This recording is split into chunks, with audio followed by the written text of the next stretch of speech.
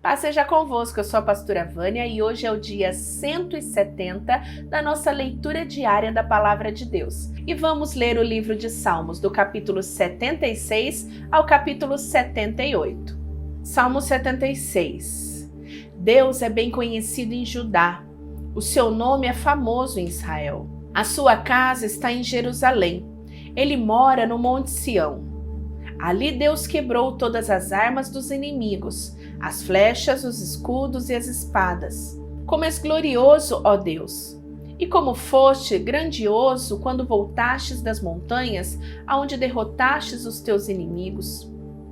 Foram levados todas as coisas que os seus valentes soldados tinham. Eles agora estão dormindo o sono da morte, pois não tiveram forças para se defender. Quando tu, ó Deus de Jacó, os ameaçaste, os cavalos e os cavaleiros ficaram como mortos.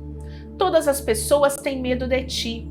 Quem pode permanecer na tua presença quando estás irado? Lá do céu, fizeste conhecida a tua sentença de condenação. A terra teve medo e ficou quieta. Quando te levantares para fazer justiça, para salvar todos os que estão explorados neste mundo. Até a ira humana aumenta o louvor que é dado a ti. E aqueles que não morreram nas guerras vão comemorar as suas festas. Deem ao Senhor nosso Deus o que vocês prometeram, que todas as nações vizinhas venham e tragam ofertas para Deus, aquele que deve ser temido. Deus humilha os governantes orgulhosos, ele enche de medo os reis da terra. Eu grito bem alto para Deus, grito e ele me ouve. Nas horas de aflição eu oro ao Senhor. Durante a noite levanto as mãos em oração, porém não encontro consolo. Penso em Deus e começo a gemer. Começo a pensar e fico desanimado. Deus não me deixa dormir. Estou tão preocupado que não posso falar. Penso nos dias que já passaram e nos anos que se foram há muito tempo. Gasto as noites em pensamentos profundos. Começo a meditar e a mim mesmo faço essas perguntas. Será que o Senhor vai nos rejeitar para sempre? Será que Ele nunca mais vai ficar contente conosco? Será que deixou de nos amar? Será que a sua promessa não tem mais valor? Será que Deus esqueceu de ser bondoso? Será que a ira tomou o lugar da sua compaixão? Então eu disse assim: o pior de tudo é que o Deus Altíssimo não quer nos ajudar mais como antes. Ó Senhor Deus, eu lembrarei dos teus feitos maravilhosos, recordarei as maravilhas que fizestes no passado. Pensarei em tudo o que tens feito, meditarei em todos os teus atos poderosos. Ó Deus, tudo o que fazes é santo, não há Deus que seja tão grande como nosso Deus. Tu és o Deus que faz milagres. Tu tens mostrado o teu poder entre as nações. Pela tua força salvastes o teu povo, os descendentes de Jacó e de José. Ó Deus, quando as águas te viram, ficaram com medo. As águas profundas do mar tremeram. As nuvens derramaram chuva, houve trovoadas nas alturas, e os relâmpagos riscaram o céu em todas as direções. O estrondo dos seus trovões se espalhou por toda parte. Os relâmpagos iluminaram o mundo inteiro, e a terra foi sacudida e tremeu. Tu andastes pelo meio do mar, abristes caminho no oceano profundo, mas ninguém viu as marcas dos teus pés. Como um pastor, dirigistes o teu povo pelas mãos de Moisés e de Arão. Salmo 78. Meu povo, escute meu ensino e preste atenção no que estou dizendo. Pois falarei com vocês por meio de provérbios e explicarei os segredos do passado. São coisas que ouvimos e aprendemos, coisas que os nossos antepassados nos contaram. Não as esconderemos dos nossos filhos, mas falaremos aos nossos descendentes a respeito do poder de Deus, o Senhor, dos seus feitos poderosos e das coisas maravilhosas que Ele fez. O Senhor deu leis ao povo de Israel e mandamentos aos descendentes de Jacó. Ordenou aos nossos antepassados que ensinassem essas leis aos seus filhos, para que os seus descendentes as aprendessem, e eles, por sua vez, as ensinassem aos seus filhos.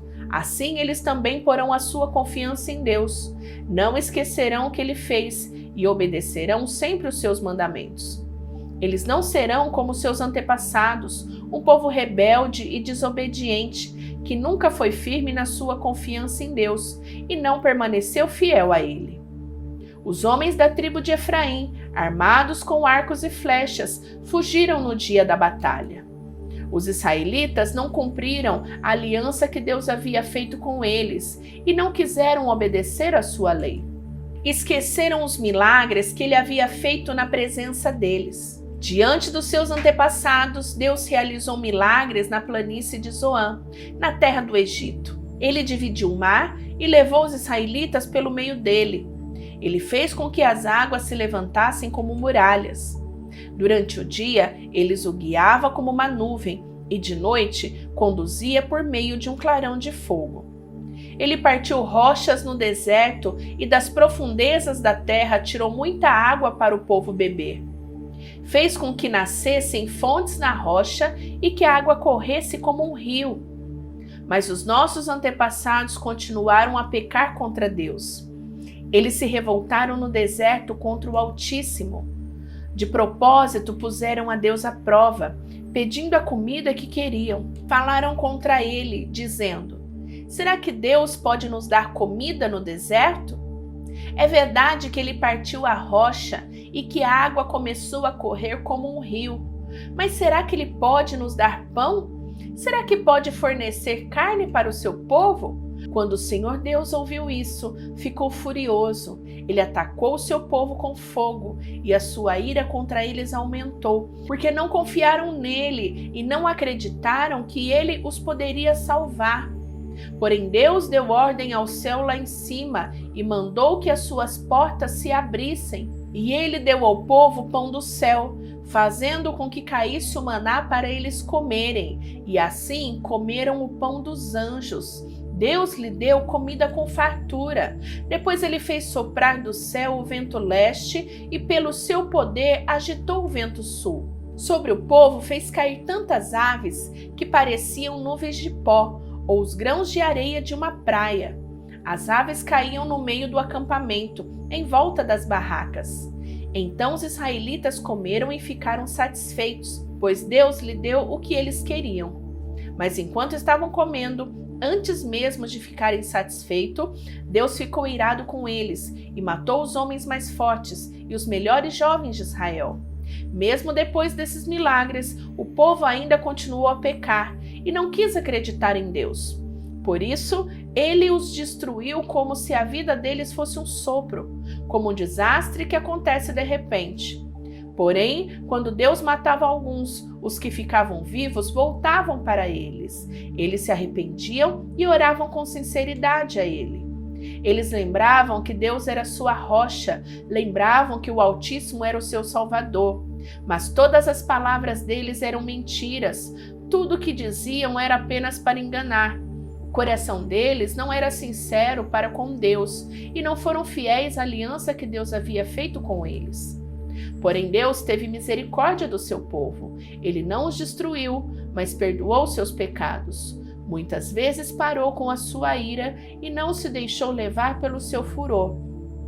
Lembrou que eles eram mortais, eram como um vento que passa e não volta mais.